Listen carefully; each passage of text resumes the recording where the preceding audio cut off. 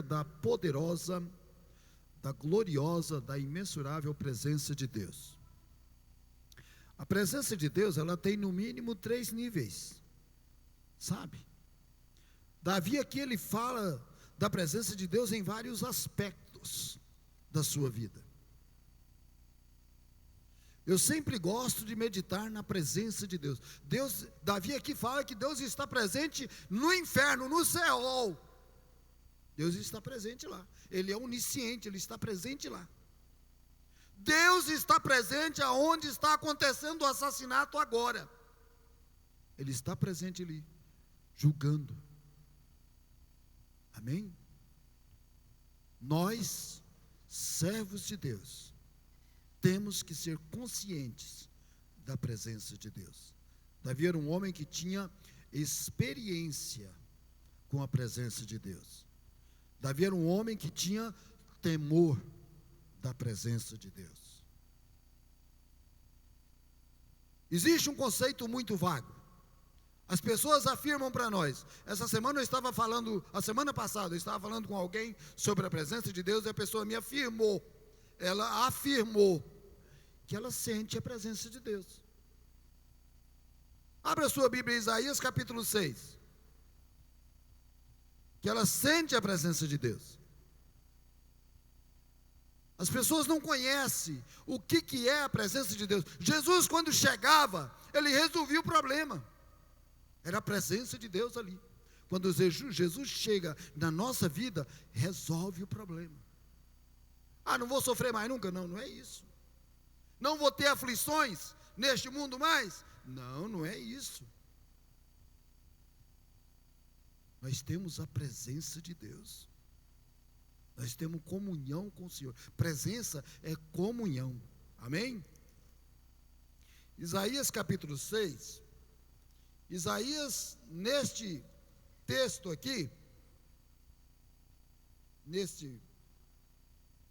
nesta visão maravilhosa da chamada dele, ele fala assim: e no ano que morreu o rei Uzias, eu vi ao Senhor assentado sobre um alto e sublime trono. A visão dele foi no templo de Jerusalém.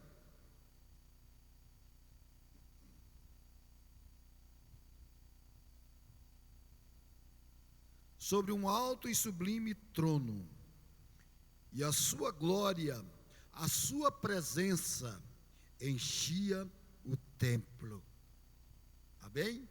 Glória a Deus, a sua glória. A presença do Senhor também é esplendor.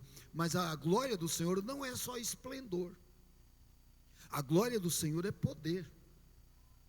A presença de Deus, irmãos, é santidade. Aleluia. É santidade. A presença de Deus é santidade. Lembra de Moisés?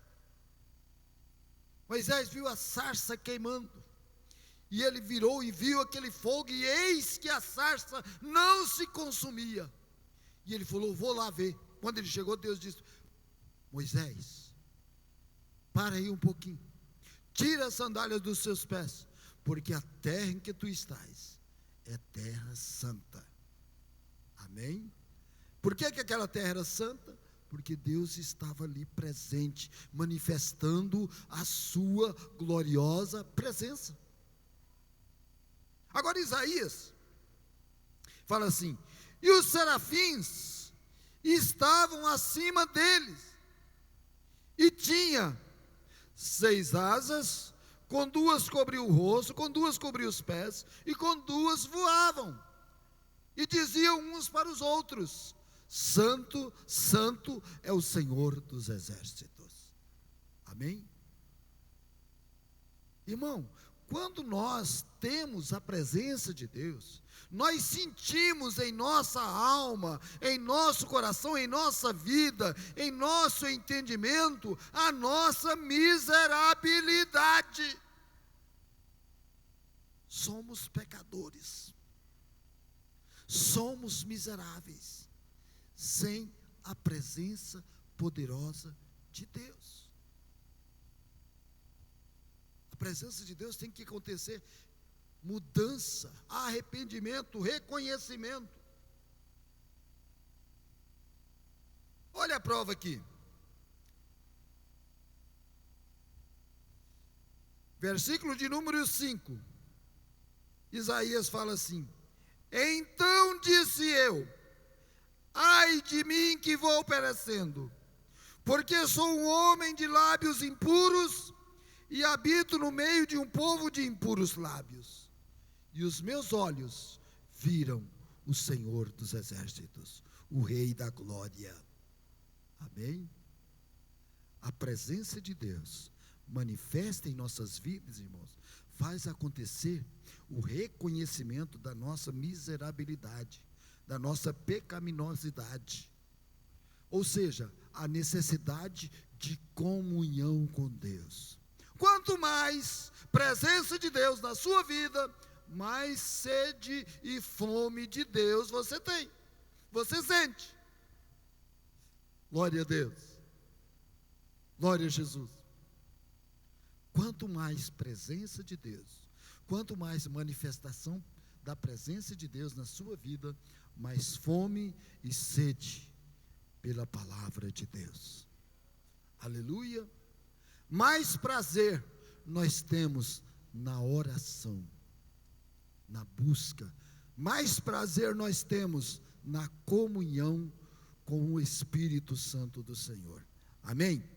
Vamos para Atos capítulo 9. Outro aspecto da presença de Deus. Saulo, porque o nome Saulo deriva do nome Saul, do nome hebraico de Saul. Porque Saulo nasceu em Tarso, na Cilícia, e era filho de judeu. Então ele tinha o nome.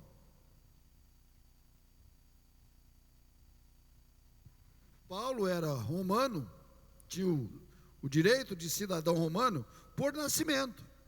Era nascido em Tarso, na Cilícia.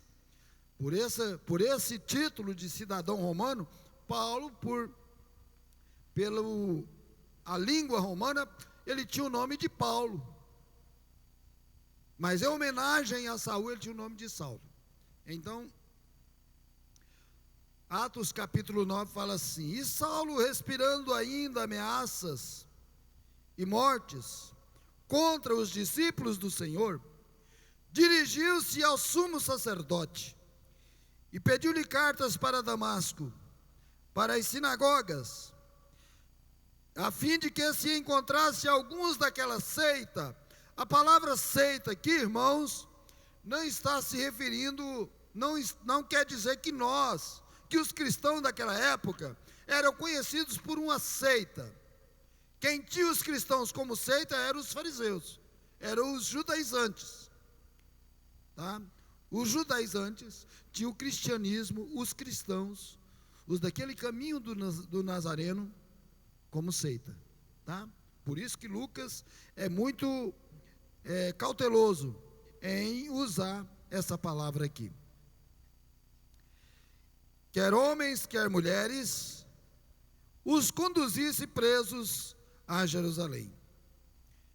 E indo no caminho, aconteceu que, chegando perto de Damasco, subitamente o cercou um resplendor de luz do céu. E caindo em terra, ouviu uma voz que lhe dizia: Saulo, Saulo, por que me persegues? E disse Saulo, e ele disse, quem és, Senhor? E disse o Senhor: eu sou Jesus, a quem tu persegues. Duro é para ti recalcitrar contra os aguilhões. Aqui nós vamos ver um outro aspecto de um homem que vivia, que conduzia a sua vida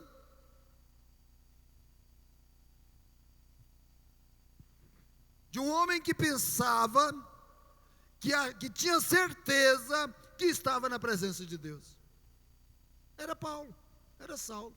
Ele achava que estava fazendo a coisa certa, sabe? Até aquele momento da presença de Deus. Deus manifesta diante de Paulo, e ele cai subitamente. E o texto vai nos falar que ele ficou cego.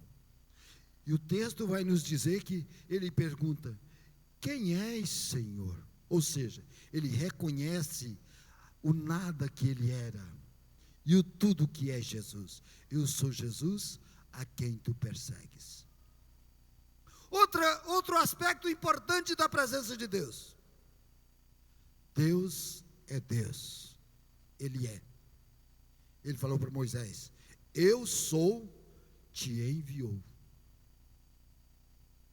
Deus falou: ó, Saulo, agora você vai fazer o seguinte: você entra na cidade, tá? Que lá te será dito o que deve fazer. E Deus agora vai lá em Ananias e fala para Ananias: Ananias, vai orar pelo irmão Saulo. Aí Ananias tem Saulo como um bandido, um matador de gente. Senhor, como? Ele é para mim um vaso escolhido, irei mostrar o que deve padecer por causa do meu evangelho. Amém? Glória a Jesus.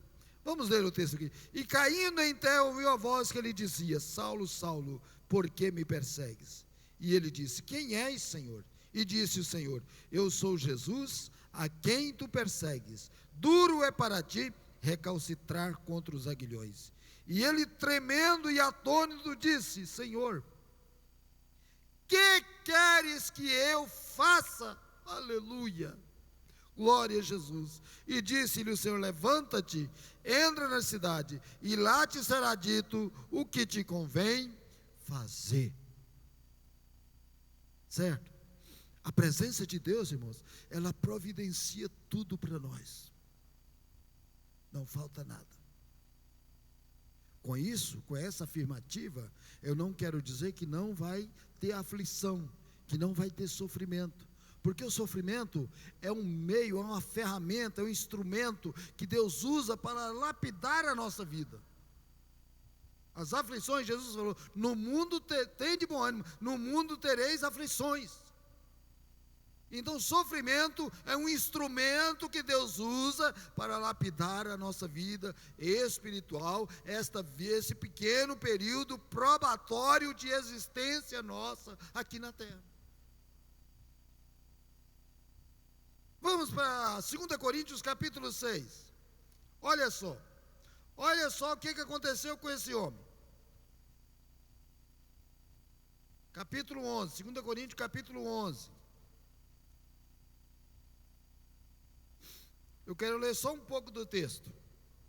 Capítulo 11, versículos 16 a seguir. Olha só o que aconteceu com esse homem. Esse homem que vivia na presença de Deus, que tinha poder de Deus na sua vida. Nós vamos ver depois Atos 28, certo? O quanto Deus usou Paulo poderosamente. Mas quem era este homem? Olha só. Outra vez digo: ninguém me julgue insensato, ou então recebei-me como insensato, para que também me glorie um pouco. O que digo? Não digo segundo o Senhor, mas como por loucura, nesta confiança de gloriar-me. Pois que muitos se gloriam segundo a carne, eu também me gloriarei. Porque sendo vós sensatos e de boa mente, tolerais os insensatos, pois sois sofredores. Se alguém vos põe em servidão, se alguém vos devora, se alguém vos apanha, se alguém se exalta, se alguém vos fere no rosto, envergonhado digo, como se nós fôssemos fracos. Mas no que qualquer tem ousadia, com insensatez falo, também eu tenho ousadia. São hebreus, também eu. São israelitas, também eu. São descendências de Abraão, também eu. São ministros de Cristo, falo como fora de mim. Eu ainda muito mais. Em trabalhos, muito mais. Em açoites, mais do que eles. em prisões, muito mais, em perigos de morte, muitas vezes. Recebi dos judeus 5 quarentenas de açoite menos um. 3 vezes fui açoitado com varas. 1 vez fui apedrejado. 3 vezes sofri naufrágio. 1 noite e 1 dia passei no abismo. E Paulo continua, e depois você termina. Esse aqui, irmão, era o homem que vivia na presença de Deus. Amém? Esse aqui era o homem que tinha experiência da presença de Deus. Aleluia. Esse aqui era o homem que era cheio do poder da presença de Deus. Amém?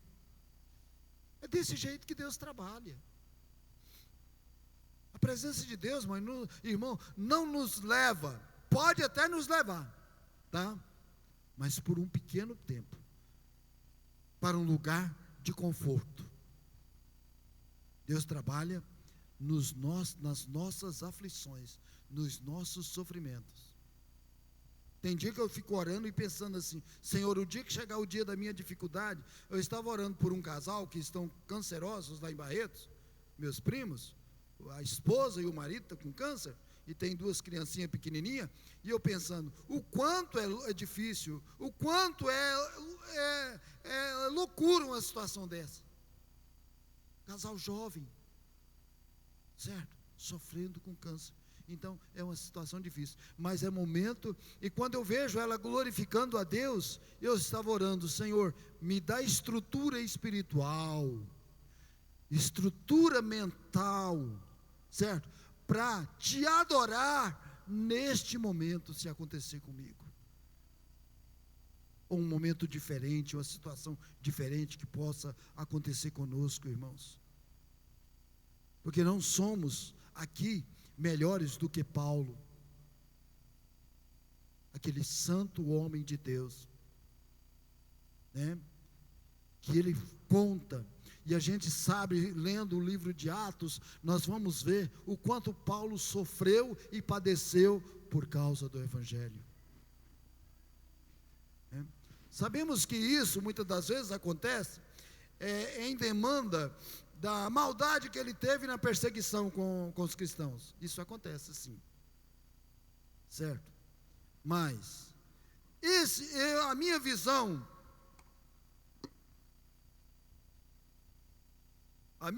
da nossa vida aqui, desse pequeno período probatório diante da eternidade, que não é nada.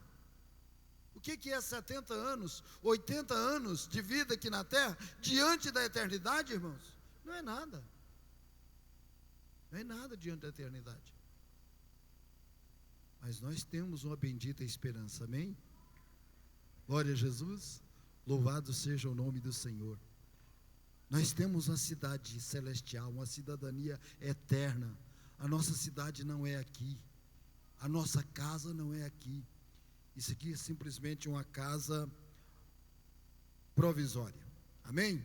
Vamos para Atos capítulo 28. Glória a Jesus. Olha que coisa maravilhosa. Paulo já estava no final do seu ministério, no final da sua vida. Já tinha trabalhado aí mais de 30 anos no ministério do Senhor Jesus. Já tinha passado por diversas experiências. E agora está sendo conduzido preso para Roma. Está em um navio com cerca de 276 pessoas lá dentro. E algo acontece. Atos capítulo 28. Não, vamos no capítulo 27. A partir do versículo de número 28. Olha só que texto maravilhoso. E lançando o prumo, acharam 20 braças. Passando um pouco mais adiante, tornando a lançar o prumo, acharam 15 braças. E temendo ir darem algum rochedo, lançaram da popa 4 âncoras, desejando que viesse o dia. Procurando, porém, os marinheiros fugir do navio, e tendo já deitado, bateu ao mar, como que querendo lançar as âncoras pela proa. Disse Paulo ao centurião e aos soldados: se estes não ficarem no navio, não poderei salvar-vos. Então os soldados cortaram os cabos do batel e o deixaram cair. Enquanto o dia vinha, Paulo exortava a todos que comessem alguma coisa, dizendo: é já hoje o 14º dia que esperais e permaneceis sem comer, não havendo provado nada. Portanto, exorto-vos a que comais alguma coisa, porque é para a vossa saúde, porque nenhum cabelo cairá da cabeça de qualquer de vós. Aqui eu quero deixar uma coisa muito importante. Paulo sabia, Deus já tinha revelado para ele, que aquela embarcação não iria resistir. Sabe, irmão Fleury? Deus já tinha revelado, o anjo do Senhor já tinha revelado para ele. E agora Paulo, cheio de Deus, numa embarcação que ia estourar. Irmão, isso é presença de Deus. Ah, sim, aí é presença de Deus. Comunhão com os céus. Sabe? Presença de Deus, irmãos, é relacionamento. Paulo tinha relacionamento com Deus, com o Senhor Jesus. Oh, aleluia. Irmãos, eu estava meditando sobre este aspecto da nossa vida. Nós estamos vivendo uma época em que não temos, é verdade, não temos experiência da presença de Deus. Falta-nos presença de Deus. Oh, aleluia. As pessoas são enganadas. Saulo estava enganado lá em Damasco. Pensava que tinha a presença de Deus e não tinha, que estava correto. De repente o Senhor Jesus se manifesta. Quem és, Senhor? Eu sou Jesus Nazareno, a quem tu persegues. E agora Paulo está aqui no capítulo 28, havendo escapado. Olha só que coisa maravilhosa que acontece com Paulo. Então subitamente souberam que a ilha se chamava Malta, e os bárbaros usaram conosco não de pouca humanidade, porque acendendo uma grande fogueira, nos recolheram a todos por causa da chuva que caía e por causa do frio. Havendo Paulo ajuntado uma quantidade de vides e pondo-as no fogo, uma víbora, fugindo do calor, lhe acometeu na mão. E os bárbaros, vendo-lhe a víbora pendurada na mão, diziam uns aos outros: certamente este homem é homicida, visto como escapando do mar, a justiça não o deixa viver. Olha outra vez, o homem, o crente que anda na presença de Deus. Ele juntou aquelas vides e foi pôr no fogo, e uma cobra o bicou na sua mão. Uma cobra muito venenosa. Mas não lhe aconteceu nada. Aconteceu o contrário. Ele chegou no pai de Públio e ele estava doente, com desinteria, com febre, com infecção intestinal. E Paulo orou e ele foi curado. E quando aquele povo, irmãos, ficou sabendo disso, levou todos os doentes para Paulo orar, e que existia naquela ilha. E Paulo orou e eles foram curados. Amém? Irmão, essa é a dimensão gloriosa da presença de Deus. Mas em Isaías capítulo 6, eu estava meditando e pulei. Os serafins dizem, no versículo de número, deixa eu ver aqui, Depois disso ouvi a voz do Senhor. Versículo de número 3. Isaías capítulo 6, versículo 3 fala assim, ó: e clamavam uns aos outros, dizendo: Santo, Santo é o Senhor dos exércitos, toda a terra está cheia da sua glória. Amém? A palavra glória aqui não quer dizer de esplendor, não está falando de esplendor, não, está falando da bondade, da presença do Senhor, a presença cuidadora. Deus cuida do filho do leão, amém? Deus cuida do irmão Pedrinho, Deus cuida de você, meu irmão, aleluia. Toda a terra está cheia da sua glória, da presença cuidadora do Senhor. Ele cuida, Ele zela, amém? Glória a Deus. Então, irmãos, muitas das vezes a pessoa tem tudo de Deus, porque Deus fez o homem para viver no Éden eternamente, tá? No estado de pureza, de santidade, de comunhão. Mas o homem, no seu poder de decisão, no seu livre-arbítrio, distanciou-se de Deus, errou o seu alvo, né? A palavra pecado significa erro ao alvo. O alvo era o quê? Comunhão com Deus. O alvo era comunhão com o Senhor. O alvo era o relacionamento íntimo com Deus. Mas o homem errou, desobedeceu. Amém? Em Atos 28,